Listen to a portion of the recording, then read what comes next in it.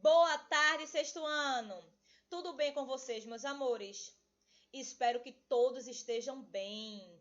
Sejam todos bem-vindos a mais uma aula online de matemática, onde hoje nós iremos rever o conteúdo de estatística, tá certo? Então, esse conteúdo ele se encontra no livro de vocês, volume 3, entre as páginas 32 e 37. Então, vamos lá, meus amores, dar início à nossa aula de hoje?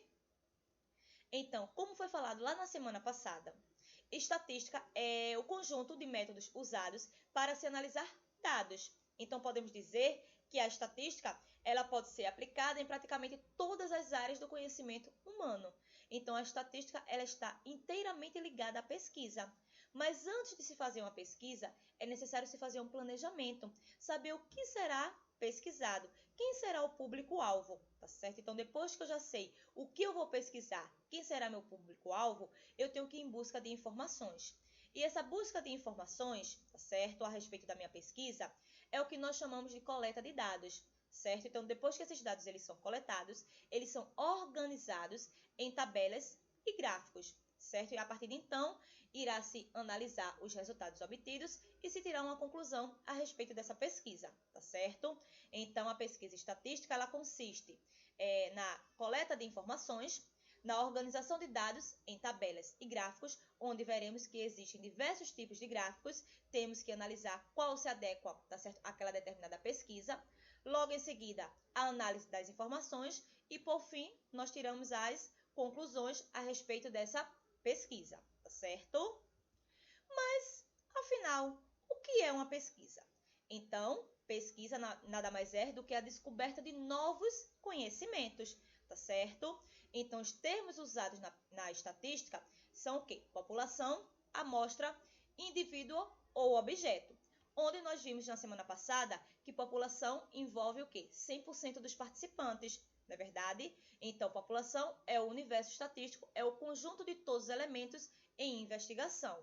Enquanto a amostra é apenas uma parte da população, ou seja, é um subconjunto da população. Então, podemos observar aqui nessa imagem que todos esses participantes aqui representam o quê? A população. Mas se eu pego aleatoriamente alguns desses integrantes, alguns desses participantes, para se tirar uma conclusão do todo, então esses integrantes que eu retirei é o que nós chamamos de amostra, tá certo? Então, a partir dessa amostra, eu posso tirar uma conclusão de toda a população.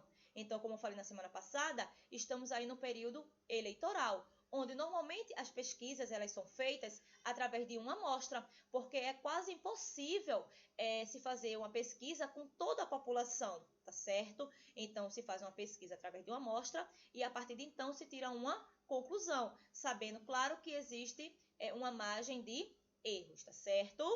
Temos aí indivíduo ou objeto, que representa cada pessoa ou dado coletado da amostra estatística. Então, vejam que aqui todos os participantes, que envolve aqui esse grupo, é o que nós chamamos de população. Se eu pego aleatoriamente alguns desses participantes para se tirar uma conclusão do todo, então esses participantes que foram retirados é o que nós chamamos de amostra, e cada um desses integrantes que compõem a amostra é o que nós chamamos de indivíduo, certo? Então, veremos agora as variáveis. Então, o que são variáveis? São valores que possuem determinadas características, onde elas podem ser o quê? Qualitativa e quantitativa. A qualitativa expressa uma qualidade, enquanto que a quantitativa expressa o quê? Números. Então, a qualitativa são variáveis atribuídas a qualidades, como, por exemplo, países, marca, sim, não, e ela está subdividida, tá certo? Em qualitativa ordinal e qualitativa nominal. Então, a qualitativa ordinal são aquelas que podem ser colocadas em ordem. Existe uma ordem a ser seguida, tá certo? Por exemplo, a classe social, A, B, C, D ou E. Então, temos aqui também a qualitativa nominal, que são aquelas que não podem ser hierarquizadas ou ordenadas. Não tem nenhuma ordem de variações, tá certo? Como, por exemplo, cor dos olhos, o local de nascimento, sexo, carreira, região onde mora. Vejam que as opções aqui serão expressas através de nomes, como quando eu digo aqui, cor dos olhos, pode ser o quê? Azul, verde, preto, castanho. Quando eu digo o local de nascimento, Recife, Olinda, Paulista, sexo masculino, feminino, carreira profissional, artista, tá certo? Jogador, região onde mora, tá certo? Então, aí seria as regiões onde mora. Então, nesse caso aqui, todas as opções serão através de nomes, tá certo? Então, enquanto a qualitativa ordinal existe uma ordem a ser seguida, a qualitativa nominal não existe uma ordem, tá certo? E temos também aqui a quantitativa, no qual a quantitativa são variáveis atribuídas a quantidades, como, por exemplo, peso, idade, número de filhos. E a quantitativa, ela também será subdividida em dois tópicos. Ela pode ser quantitativa discreta ou quantitativa contínua. Então, a quantitativa discreta, o conjunto de resultados possíveis pode ser finito ou enumerável, como, por exemplo, o número de filhos, alunos numa escola, entre outros. Ou seja, as opções aqui serão números inteiros. Quando eu digo número de filhos, poderá ser 1, 2, 3, mas nunca 3 filhos e meio, 4 filhos e meios, não pode, né? Será números inteiros, assim como alunos numa escola. Poderá ser 100, 150, 130 e nunca poderá ser 100,5, não é verdade? Enquanto que a quantitativa contínua, os valores formam um intervalo ou união de números reais. Então, aqui os números podem ser expressos através de um número decimal, um número com vírgula, como, por exemplo, peso, massa, altura, pressão sistólica, nível de açúcar no sangue. Então, aqui, quando eu digo massa, pode ser o quê? 5 quilos e 200 gramas. A altura poderá ser o quê? 1,35 m. Vejam que os valores poderão ser expressos através de um intervalo de números reais, tá certo? Então, veremos agora a frequência. Então, o que seria a frequência? É o número de ocorrências que cada variável da pesquisa possui. Então, ela pode ser absoluta ou relativa. Então, a frequência absoluta é o número de vezes que cada valor da variável é citada na pesquisa. E a frequência relativa é a razão, é a divisão entre o valor da frequência absoluta de cada variável e o total de dados da pesquisa, onde, tá certo, esses valores eles poderão ser na forma decimal ou de porcentagem. Ou seja, na frequência absoluta, se eu tenho, por exemplo, uma pesquisa a respeito da preferência por gêneros musicais, temos lá diversos tipos de gêneros musicais. Então, a quantidade que cada gênero foi votado é o que nós chamamos de frequência absoluta. Vamos dizer que MPB foi votado 5 vezes. Então, essa quantidade 5 vezes é o que nós chamamos de frequência absoluta. E a relativa nada mais é do que a divisão entre a frequência absoluta e o total de dados da pesquisa, tá certo? Então, o resultado será obtido através de um número decimal. Então, se eu quiser transformar esse número decimal para uma porcentagem, eu multiplico esse valor por 100 e assim eu vou transformar para uma porcentagem. Nós iremos ver isso. Então, para uma melhor compreensão, esses dados podem ser organizados através de uma tabela de frequências. É o que nós iremos ver agora. Temos aqui a tabela de frequências. Vejam que essa tabela ela é constituída por 3 colunas, tá certo? E 1, 2, 3, 4, 5, 6, 7, 8, 9 linhas. Temos 3 colunas e 9 linhas. Onde a primeira coluna se tem a modalidade esportiva, futebol, vôlei, basquete, natação, tênis e ciclismo.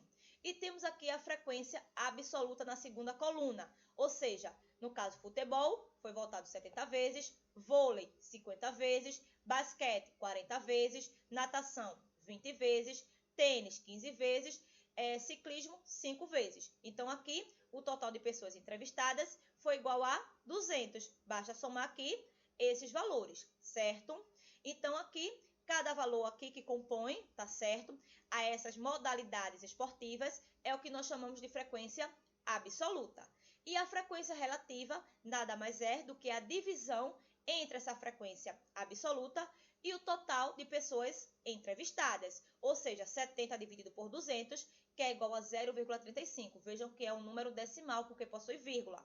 Para eu transformar esse número decimal para uma porcentagem, basta multiplicar esse valor por 100. Então, 0,35 vezes 100 será igual a 35%, certo? Ou seja, quando eu multiplico por 100, eu faço com que a vírgula se desloque para a direita 2 casas. 1, 2. Ficando do lado de fora, não precisa colocar essa vírgula. E eu posso desconsiderar aqui esse 0. Então, será igual a 35%. Com relação ao vôlei, o mesmo procedimento. 50 dividido por 200, 0,25, multiplica por 100, será igual a 25%. Com relação ao basquete, 40 dividido por 200 será igual a 0,20, multiplica por 100, para transformar para uma porcentagem, será igual a 20%, certo? Natação, 20 dividido por 200 será igual a 0,10, multiplica por 100, será igual a 10%. Agora, tênis, 15 dividido por 200 dá igual a 0,075.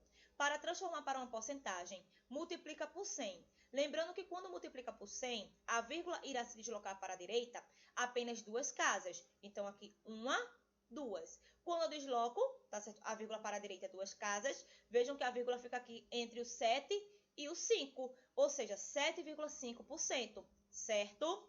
Com relação ao ciclismo, então seria 5 dividido por 200, que é igual a 0,025. Então, multiplicando por 100 para transformar para uma porcentagem, a vírgula iria se deslocar para a direita, duas casas, ficando 2,5%. Então, se eu somar aqui todos esses valores aqui que estão na forma de porcentagem, será igual a 100%. Esse 100% que representa justamente o total, tá certo, de pessoas entrevistadas, que foi igual a 200, tá bom? Então, podemos perceber que nessa pesquisa, a maior frequência foi com relação a futebol. E a menor frequência foi o quê? O ciclismo, tá certo? Veremos agora os tipos de gráficos, onde sabemos que existem diversos tipos de gráficos. Veremos apenas alguns deles, tá certo? Temos aqui o gráfico de barras, onde ele é constituído por dois eixos, tá certo? Que é o eixo, no caso, vertical, e o eixo horizontal, tá certo? Onde o eixo vertical, nesse gráfico, representa os países e o horizontal representa milhões em quilômetros quadrados, tá certo? Temos aqui um gráfico de barras que trata-se de quê? De países com maior extensão territorial. Então, vemos que o país com maior extensão territorial, nesse caso, é a Rússia, tá bom? Então, vejam que aqui ele é constituído por retângulos, onde os retângulos estão na sua forma horizontal. A largura entre cada retângulo será sempre a mesma largura e a distância entre cada um desses retângulos também será sempre a mesma distância, tá certo? Temos aqui agora o gráfico de colunas. Também será constituído, tá certo, por dois eixos, que é o eixo vertical e o eixo horizontal, tá bom? Onde agora os retângulos estarão na sua forma vertical, mas também a distância entre cada retângulo tem que ser sempre a mesma distância e a largura entre cada retângulo também terá que ser a mesma largura. Então, esse gráfico trata-se de países com maior extensão territorial, onde podemos observar que, nesse caso, o país com maior extensão territorial é a Rússia. E o país com menor extensão territorial, nesse caso, seria quem? O Brasil, tá certo? Então, vejam que os retângulos, eles são o quê? Paralelos, tanto no gráfico de colunas quanto no gráfico de barras. Os retângulos, eles serão paralelos, ok? Então, temos aqui agora o gráfico de setores, que também é conhecido como gráfico de pizza, gráfico circular, tá certo? Então, vejam que ele é no formato de um círculo, onde cada uma dessas partes aqui, elas representam os dados da pesquisa. Então, essa pesquisa aqui foi com relação às embalagens utilizadas pela população do município de São João durante um mês. Então, podemos observar que a embalagem mais utilizada é o papel e as embalagens menos utilizadas são as embalagens de vidro e as embalagens não recicláveis, tá certo? E temos agora aqui o gráfico de segmentos, também conhecido como gráficos de linhas, tá bom? Temos aqui dois eixos, que é o eixo horizontal e o eixo vertical. Vejam que esse gráfico trata-se de quê? De número de habitantes em milhões. Normalmente, o gráfico de segmentos, ele envolve o quê? Um intervalo de tempo, tá certo? Então, aqui, ó, nós temos duas linhas, uma linha azul, que representa o Japão, e a linha vermelha, que representa o Brasil. Então, podemos observar aí nesse gráfico que a partir de 1950, o Japão, tá certo, liderava com relação ao número de habitantes e o Brasil estava abaixo. Logo, no ano de 1980, o Brasil ele deu uma subida com relação ao número de habitantes e o Japão ele deu uma queda, tá certo? Então, meus amores, Essa foi a nossa aula de hoje. Espero que vocês tenham compreendido. Qualquer dúvida, me chamem lá no direct, que eu estarei tirando a dúvida de vocês, tá certo?